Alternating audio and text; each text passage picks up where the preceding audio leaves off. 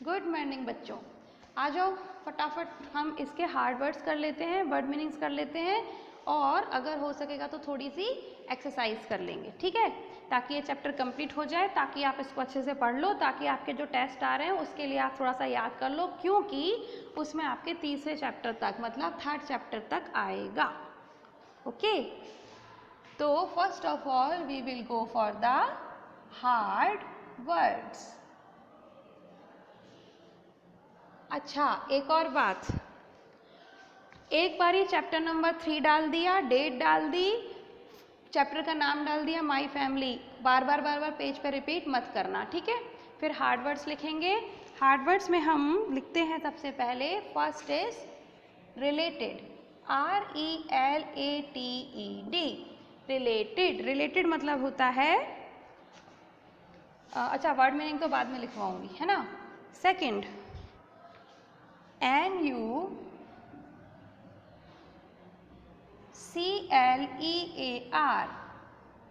Nuclear family, ठीक है।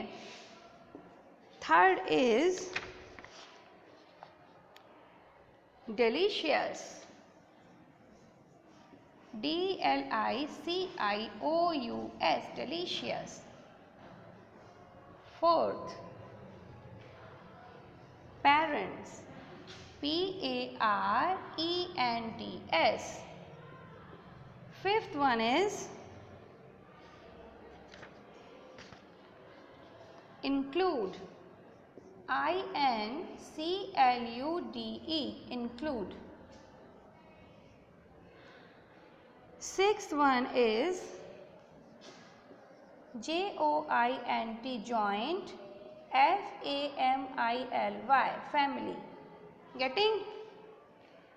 And the last, not last तो नहीं, seventh is twins, TWINS, and the last is share, SHARE. Note कर लो इसको फटाफट। RELATED, related. Second is NUCLEAR FAMILY, nuclear family. Third one is delicious, DELICIOUS. Fourth, parents, PARENTS. Fifth, include, INCLUDE, include. Sixth one is joint family, JOINT FAMILY. Seventh one is twins, TWINS, and the last is SHARE, share. So these are just 8 words. Simple से 8 words हैं जो आपको spelling के साथ याद करने हैं, ठीक है। तो अब नेक्स्ट हम लिखते हैं वर्ड मीनिंग्स।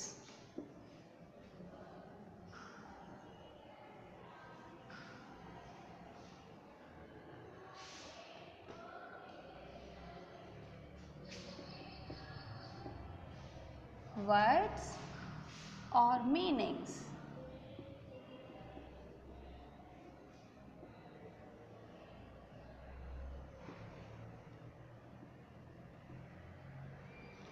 रिलेटेड, रिलेटेड का मतलब क्या होता है? कनेक्टेड। हमने क्या पढ़ा था कि फैमिली में जो लोग रहते हैं एक दूसरे से रिलेटेड होते हैं, एक दूसरे से कनेक्टेड होते हैं, है ना। तो फर्स्ट जो रिलेटेड का मीनिंग है वो है CONNECTED, कनेक्टेड। कनेक्टेड मतलब होता है संबंधित, ठीक है। न्यूक्लियर फैमिली, न्यूक्लियर फैमिली को हम कह सकते हैं स्मॉल फैमिली, ठीक है। और हिंदी में इसको क्या कहते हैं? एकल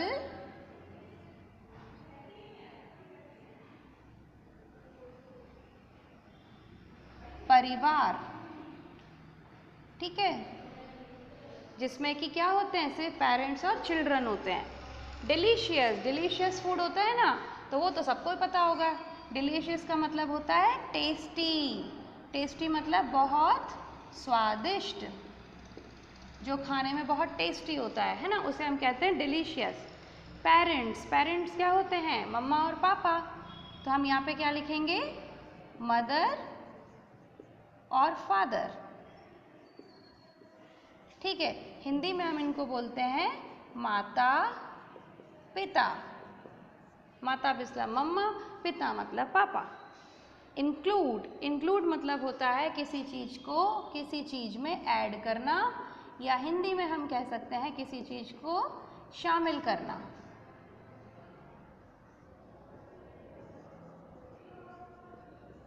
ठीक है, last one is joint family. Joint family में हम क्या देखते हैं कि जॉइंट फैमिली बहुत सारे लोग रहते हैं, इसीलिए हम इसको क्या बोलते हैं? Big family. ठीक है, और इसको हिंदी में हम कहते हैं संयुक्त। संयुक्त मतलब होता है जहाँ पर सब लोग साथ में रहते हैं, तो संयुक्त परिवार। ठीक है, तो ये हो गए आपके वर्ड मीनिंग्स, इनको फटाफट नोट कर लो। रिलेटेड मीन्स कनेक्टेड या संबंधित। ठीक है, न्यूक्लियर फैमिली छोटी सी फैमिली होती है जिसमें सिर्फ मम्मी पापा और बच्चे होते हैं, उसे हम कहते हैं एकल परिवार। Third one is delicious. Delicious मतलब होता है जो खाने में बहुत बहुत बहुत टेस्टी होता है, हिंदी में होता है स्वादिष्ट। पेरेंट्स, मदर फादर, माता और पिता। इंक्लूड, किसी चीज़ को शामिल करना या ऐड करना। जॉइंट फैमिली जिसमें ढेर सारे लोग रहते हैं, जिनको हम कहते हैं संयुक्त। संयुक्त मतलब साथ में होना, तो बहुत सारे लोग जब साथ में होते हैं फैमिली में, बहुत सारे मेंबर्स, तो उसे कहते हैं संयुक्त परिवार या बिग फैमिली या joint family. Getting? I think लिख लिया होगा आप लोगों ने ये। अब हम आते हैं एक्सरसाइज पे। एक्सरसाइज में देखो, एक्सरसाइज में ऐसा करो, ये जो tick the correct answer, fill in the blanks और ट्रू फॉल्स, ये सब बुक में ही कर लो, क्योंकि छोटे छोटे बच्चों की कॉपीज चेक करते करते मैडम को ऐसा लगा कि छोटे बच्चों से थोड़ी ज़्यादा ही मेहनत करनी पड़ रही है। कॉपी में से सॉरी बुक में करते हैं फिलअप्स, फिर कॉपी में भी लिखते हैं, तो मुझे लगा कि देयर इज़ नो नीड। तो आप ऐसा करो, बुक कॉपी में हम क्या क्या करेंगे? सिर्फ हार्ड वर्ड्स करेंगे, वर्ड मीनिंग्स करेंगे, और इसके बाद सीधे क्वेश्चन आंसर्स करेंगे। ये जो लास्ट में दिए हैं ना, आंसर द क्वेश्चंस, ठीक है, तो ये क्वेश्चन आंसर्स कर लेंगे। इसके अलावा बाकी सब बुक में, tick the correct answer book में, fill in the blanks book में, और ट्रू फॉल्स भी बुक में। ठीक है, तो चलो अभी पेज नंबर 15 पे आओ, तो मैं आपको टिक द करेक्ट आंसर करवा देती हूँ।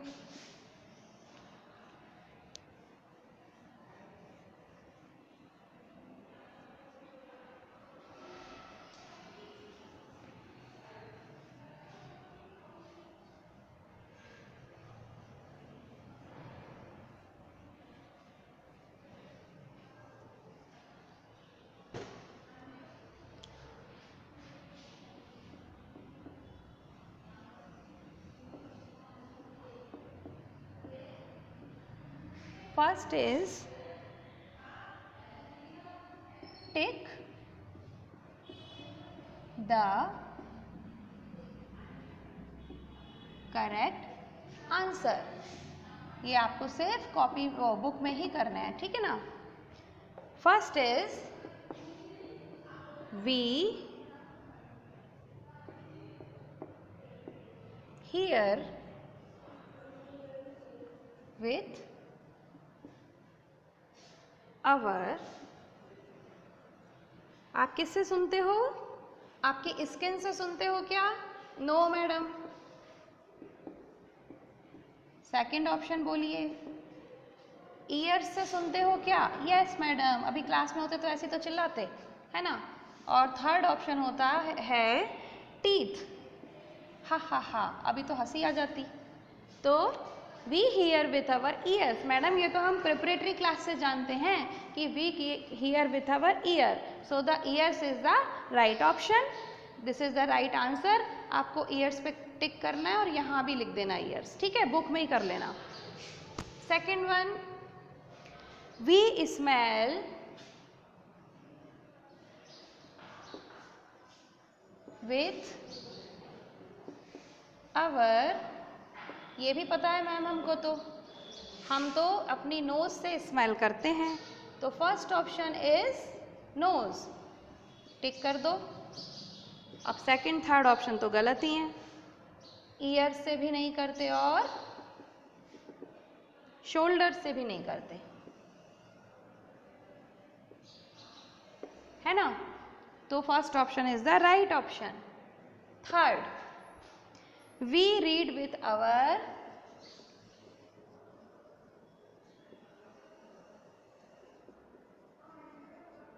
डैश, हमें ये भी पता है मैम कि हम तो अपनी आंखों से देखकर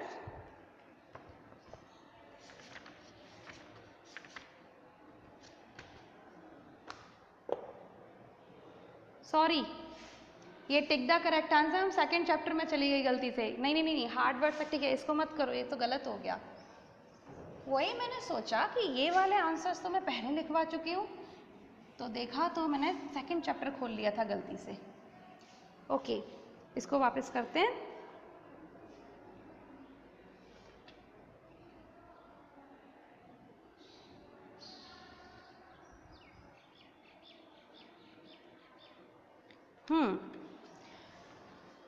let us answer, first is give one word answer, ये देखो कितना बढ़िया है, गिव, ये आपको बुक में ही करना है, ठीक है ना, वन वर्ड आंसर्स। आपके पास कुछ क्वेश्चन है और उसका आपको बस एक ही वर्ड में जवाब देना है। फादर्स फादर क्या बोलते हैं, पापा के पापा को क्या कहते हैं, बोलो बोलो बोलो, हमने क्या पढ़ा था, फर्स्ट फादर्स फादर, तो इसको हम क्या कहते थे, और इन्होंने इतना छोटा सा पहला वर्ड लिखा भी है आपको क्लू देने के लिए। पापा के पापा कौन होते हैं, दादाजी, और दादाजी को हम क्या कहते हैं, ग्रैंडफादर। तो देखो पहला उन्होंने वर्ड दे भी दिया है कि जी से शुरू होगा, तो GRANDFATHER, ग्रैंडफादर, तो आप इसको बुक में ही करना, ठीक है ना। Second option fathers brother, FATHER, ये क्यों मैं बोल रही हूँ बार बार, फादर्स ब्रदर को क्या बोलते हैं, फिर से इन्होंने आपको हिंट दिया, क्लू दिया, यू से चालू होगा, तो पापा के भाई चाचू या ताया जी क्या कहते हैं, अंकल, तो UNCLE, अंकल, ठीक है ना। थर्ड इज फादर्स मदर,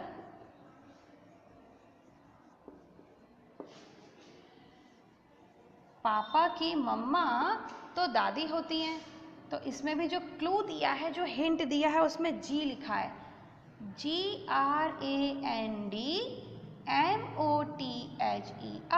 ये तो मैडम हमको पता है कि ग्रैंड मदर कहते हैं, है ना, इसको भी फटाफट लिख लेना। और अंकल्स वाइफ, चाचू की वाइफ जो हैं वो तो चाची जी कहलाती हैं, और चाची जी को हम क्या कहते हैं, AUNT, आंट। इसके अलावा अगर ताया जी की भी वाइफ हैं, वो तो ताई जी हैं, उनको भी हम क्या कहेंगे, AUNT, आंट, ठीक है। तो ये सब आप लिख लो। फादर्स, फादर के लिए एक वर्ड क्या हुआ, ग्रैंडफादर। अब कोई आपके घर आता है तो आप ऐसे थोड़ी ना कहते हो ये मेरे पापा हैं, ये मेरे पापा के पापा हैं, हम क्या बोलते हैं, दादाजी हैं, तो दादाजी होते हैं ग्रैंडफादर। तो father's father grandfather, father's mother brother uncle, father's mother grandmother, uncle's wife aunt, ठीक है। कॉपी में ही करना है इसको, लिख लो फटाफट।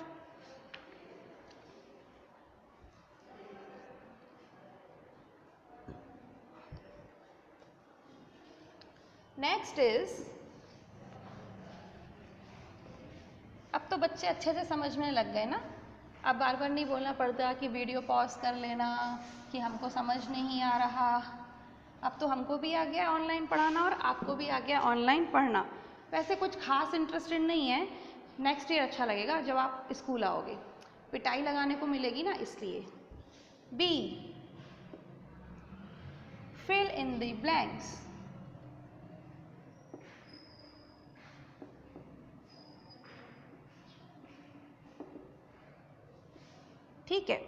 इसको भी आपको बुक में ही करना है। First is a dash includes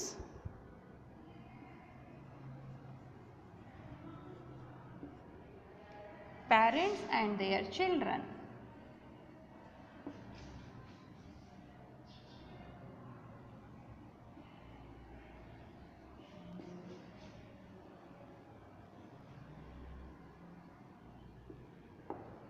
तो इसमें क्या आएगा, फैमिली में पेरेंट्स और चिल्ड्रन होते हैं, ट्री में पेरेंट्स और चिल्ड्रन होते हैं।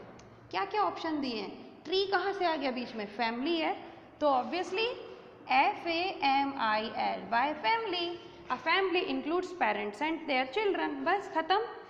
Second, a joint family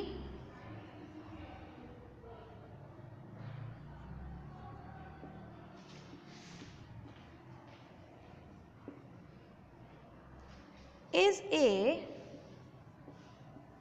joint family कैसी फैमिली होती है, लार्ज फैमिली होती है कि न्यूक्लियर फैमिली होती है, न्यूक्लियर फैमिली तो स्मॉल फैमिली को कहते हैं, और लार्ज फैमिली को क्या कहते हैं, जॉइंट फैमिली को क्या कहते हैं, बिग फैमिली या लार्ज फैमिली।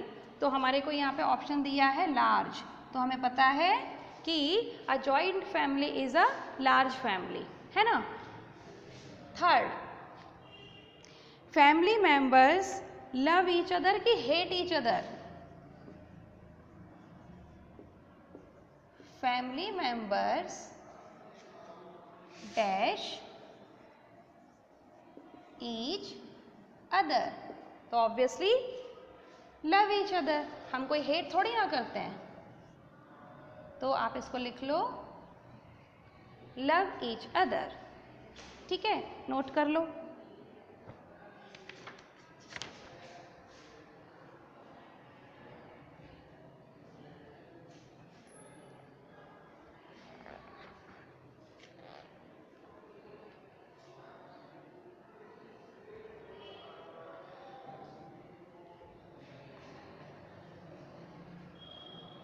हो गया, चलो आज के लिए इतना बहुत है। अब कल से बचा है आपका ट्रू फॉल्स और क्वेश्चन आंसर्स, तो कल ये चैप्टर कंप्लीट हो जाएगा। टेस्ट में पूरे 3 चैप्टर्स में से क्वेश्चन पूछूंगी ईवीएस में, और 2 चैप्टर्स मोरल माइंड में। फटाफट काम करके फटाफट याद कर लो, ताकि फटाफट अच्छे मार्क्स आ सके। और ध्यान रखना, बहुत कठिन क्वेश्चन पेपर बनाऊंगी, क्योंकि जो इंटेलिजेंट बच्चे होते हैं ना, उनके लिए क्वेश्चन पेपर हमेशा टफ बनाया जाता है। तो अब अगर तुम इंटेलिजेंट समझते हो अपने आप को, तो फिर तुम अच्छे से पढ़ाई करो। और अगर आपको ऐसा लगता है अरे मैडम आप तो सिंपल सा बना देते हैं, हम तो बुद्धू राम हैं, तब तो फिर मैडम सिंपल ही बना देंगी, है ना। लेकिन अगर आप अब ये बताओ कि तुम बुद्धू राम हो कि इंटेलिजेंट हो। अगर इंटेलिजेंट हो तो टफ पेपर के लिए तैयार रहना, और अगर बुद्धू राम हो तो मैडम समझ जाएंगी कि कौन कौन बच्चा बुद्धू राम है और कौन कौन बच्चा इंटेलिजेंट है, ठीक है। तो फिलहाल इसको लिख लेना अपनी कॉपी में, कंप्लीट करके काम कॉपी चेक भी करा लेना। आज 18 तारीख है, 19 को ये हमारा कंप्लीट हो जाएगा, ठीक है। और उसके बाद आपके पास ढेर सारे पूरे 10 to 15 डेज होंगे टेस्ट की प्रिपरेशन करने के लिए। तो कोई भी बच्चा ये नहीं कह सकता कि मैडम हमको टाइम नहीं मिला, ओके।